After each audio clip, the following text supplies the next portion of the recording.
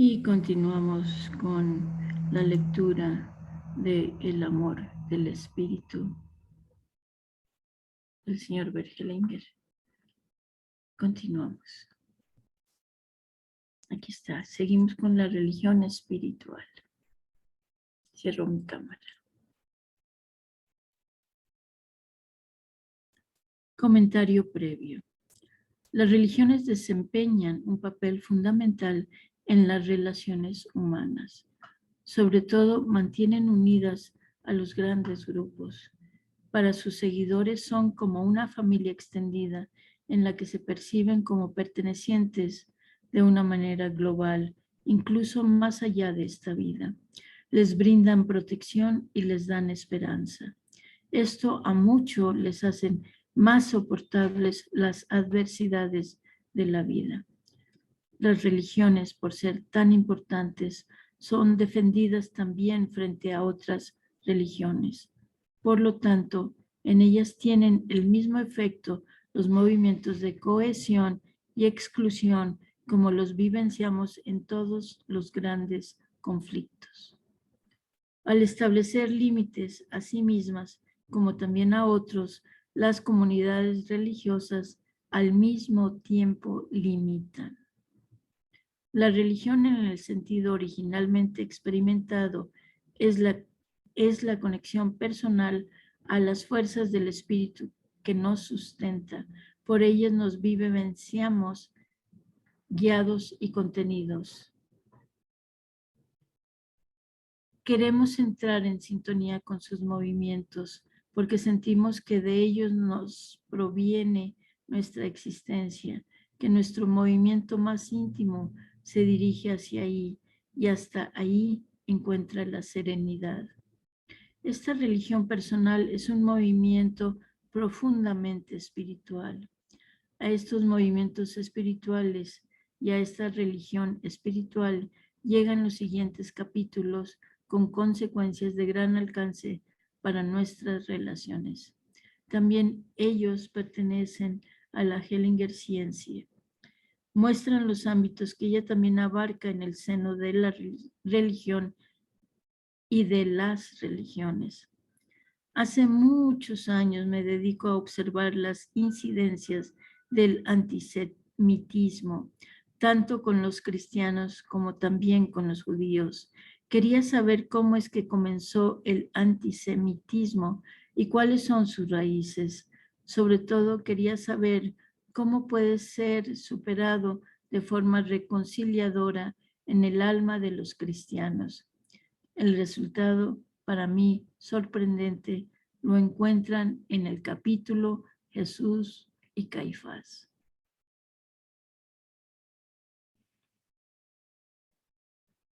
El amor divino. El amor divino puede significar dos cosas: el amor de Dios a nosotros y nuestro amor a Dios. En el Antiguo Testamento, el amor a Dios es un mandamiento. Amarás al Señor tu Dios con todo tu corazón, con toda tu alma y con toda tu mente. ¿Qué significaba esto en la práctica de entonces? Significaba que uno debía acatar los mandamientos de Dios con todo su corazón, con toda su alma y con toda su mente. ¿Qué mandamientos? ¿Eran mandamientos de Dios o eran mandamientos del hombre? ¿Quiénes habían proclamado esos mandamientos en nombre de Dios? ¿Dios les dio el encargo de hacerlo? ¿Y qué Dios? Cuando las tribus de Israel invadieron Canaán, ¿realmente les mandó que mataran todos a los hombres, mujeres, niños y bestias como holocausto a Yahvé? Y los que sintieron compasión por ellos, ¿realmente desacataron los mandamientos y el amor a Dios? Y si estos mandamientos resultaran ser mandamientos del hombre, dados por hombres que se proclamaron a sí mismos mensajeros de Dios sin serlo verdaderamente, ¿qué efecto tendría entonces ese amor con todo corazón, con toda el alma y con toda la mente? ¿No nos alejaría de Dios? ¿No sería inhumano y contrario a lo divino? Situaciones similares se dan siempre que unos seres humanos se sienten representantes de Dios o sus elegidos. Se reclaman de Él como si estuviera de su parte y fuera su Dios exclusivo. No importa qué nombre se le dé a ese Dios. A veces lleva el nombre de la verdad o de la ciencia, del pueblo o de la patria.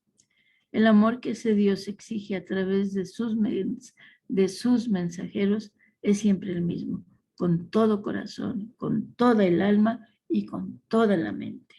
Ese amor se demuestra en el seguimiento a esos mensajeros, en la fidelidad a ellos y en el cumplimiento de sus órdenes y mandamientos.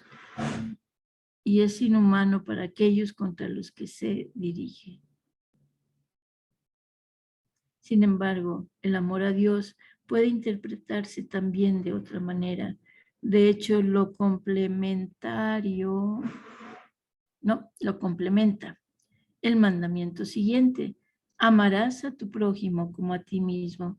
Entonces se podría decir, por ejemplo, si amas a tu prójimo como a ti mismo, amas también a Dios con todo el corazón, con toda el alma y con toda tu mente. Entonces ese Dios no sería ya tan solo mi propio Dios, sino el Dios de todos. Ninguno de sus proclamadores podría entonces invocarlo para llamar en su nombre a la lucha contra otros seres humanos. ¿Por qué el mandamiento del amor al prójimo tiene tan poca aceptación en la realidad? Porque el Dios que exige ese amor no pasa de ser el Dios de un pueblo, y porque el prójimo al que alude a menudo solo es el prójimo del propio grupo. Solo tenemos que imaginarnos qué revolución supondría el formular el mandamiento del amor con este añadido: y amarás a tu pueblo prójimo como al tuyo propio, y a tu religión prójima como a la tuya propia. Entonces nadie podría ya reclamar a Dios como propiedad suya. Entonces ya no podríamos apoderarnos de Él. Pero, ¿podemos siquiera amar a Dios y tenemos derecho a hacerlo? ¿Es un interlocutor nuestro que quiere o incluso necesita nuestro amor? ¿Puede nuestro amor realmente ofrecerle algo? ¿O más bien lo rebajamos a nuestro nivel con ese amor, tomando posesión de él? Incluso lo obligamos con ese amor y lo convertimos en un súbdito nuestro. ¿No es ese Dios entonces un Dios a nuestra imagen y semejanza y como tal anodino? Perdón, anodino. No, anodino.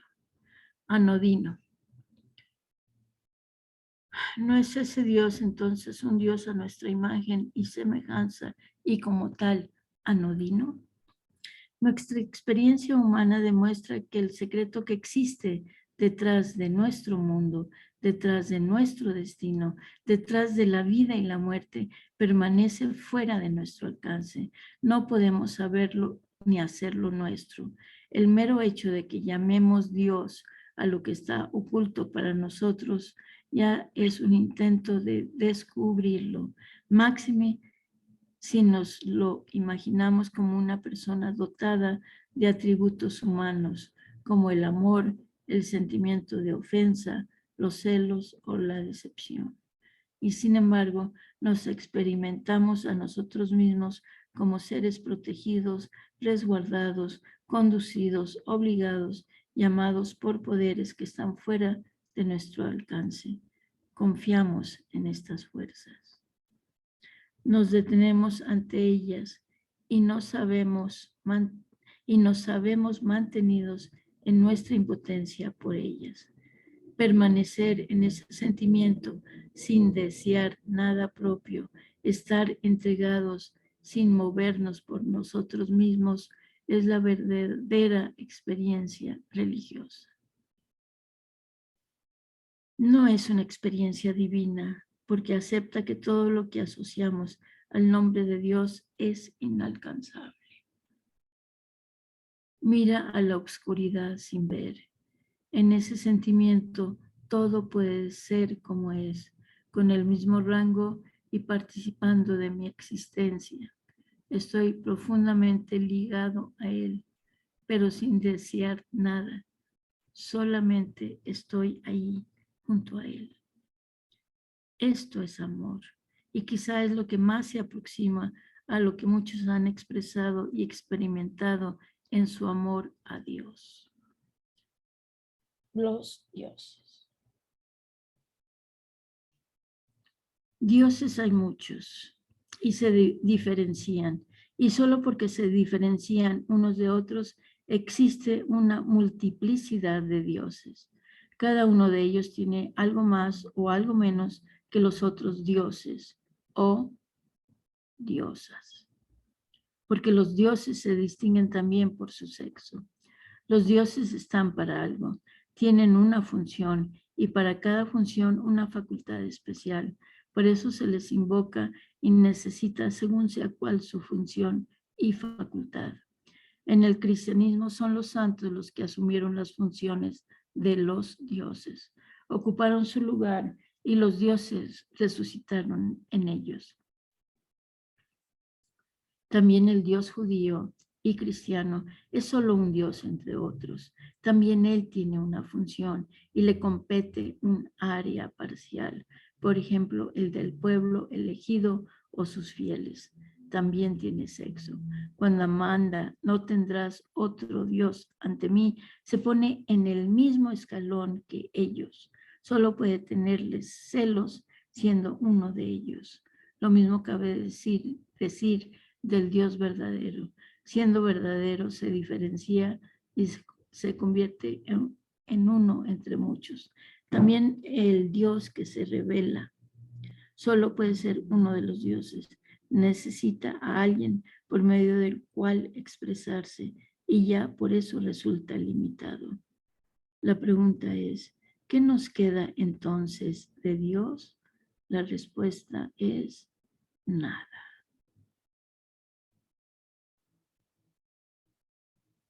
No debemos temer al afirmar esto, porque en realidad solo se debe temer a los dioses. Solo los dioses pueden sentirse amenazados. Precisamente por ello resultan anodinos.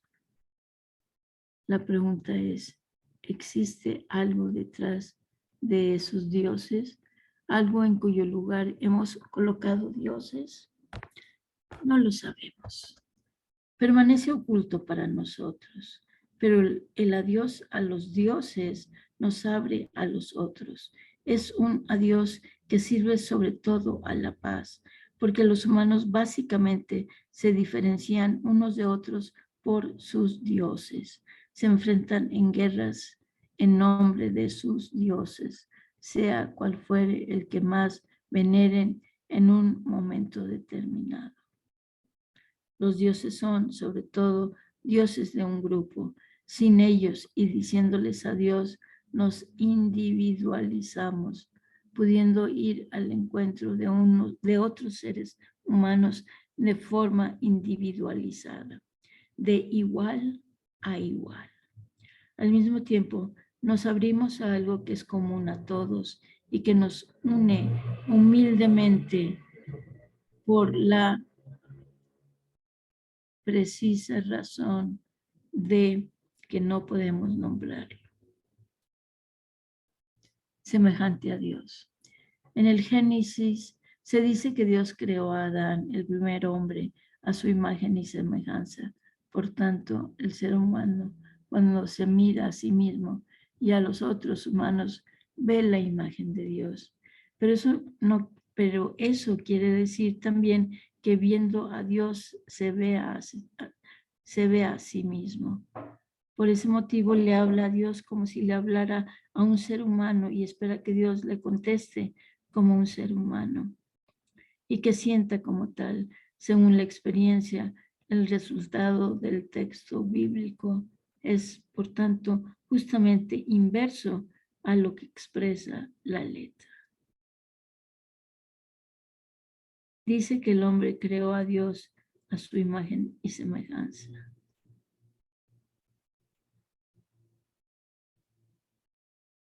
Semejante a Dios no significa, por tanto, que el hombre sea semejante a Dios, sino que, al contrario, Dios es semejante al hombre.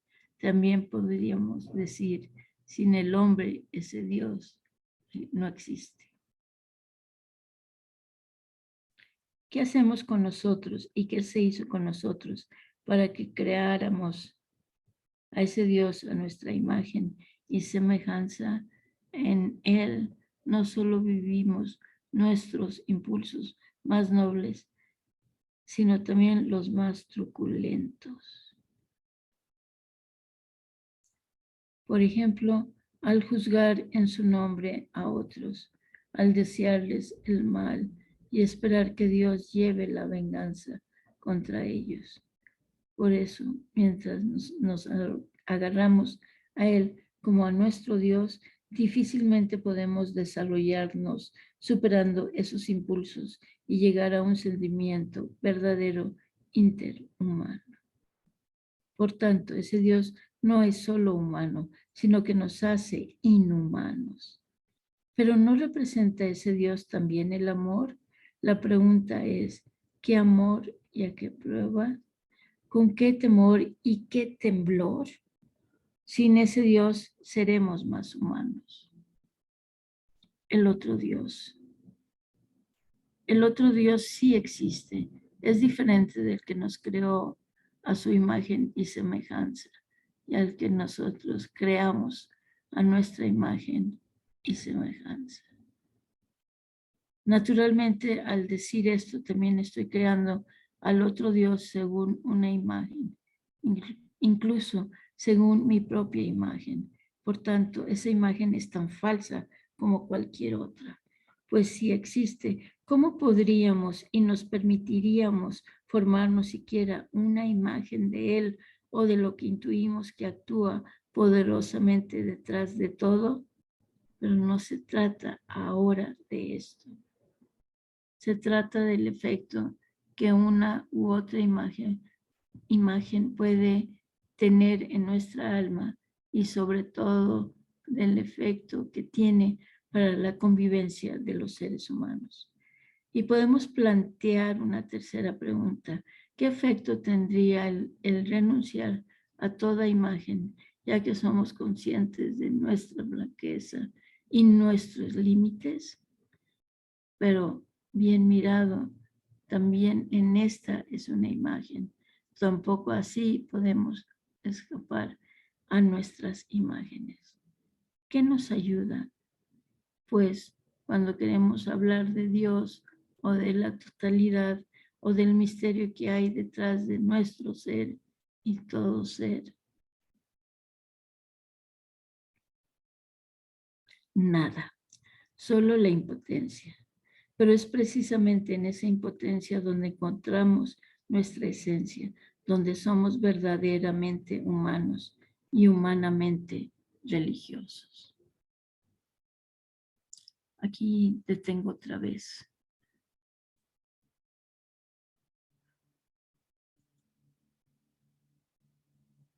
Para seguir abriendo nuestra mente, seguir entendiéndonos desde donde la conciencia hace que hagamos lo que hagamos, que hacemos lo que hacemos. Muchas gracias. Es la hora de la comida, los sagrados alimentos. Buen provecho.